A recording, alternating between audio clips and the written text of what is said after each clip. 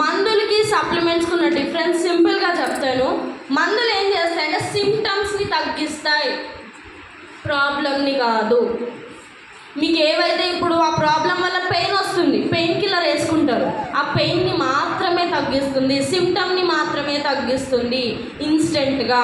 మరి సప్లిమెంట్స్ ఏం చేస్తాయి? మీకు లాంగ్ రన్లో, దీర్ఘకాలంలో మనకు ఆ ప్రాబ్లం వేర్ల నుంచి మనకు ఆ ప్రాబ్లంని పర్మనెంట్గా తగ్గించడానికి సప్లిమెంట్స్ అనేవి హెల్ప్ అవుతాయి.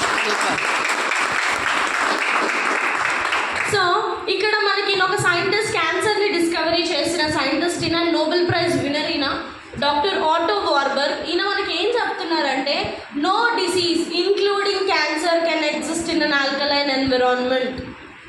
మన బాడీ ఎప్పుడైతే ఆల్కలైన్ కండిషన్లో ఉంటుందో అక్కడ క్యాన్సర్ కూడా పుట్టే ఛాన్స్ అనేది ఉండదు. మన బాడీలో మినరల్స్ అనేవి అంత ఇంపార్టెంట్ రోల్ని ప్లే చేస్తుంది. ప్రతి సెల్ వర్క్ అవ్వాలన్నా కూడా మినరల్స్ అనేది అవసరం. So mineral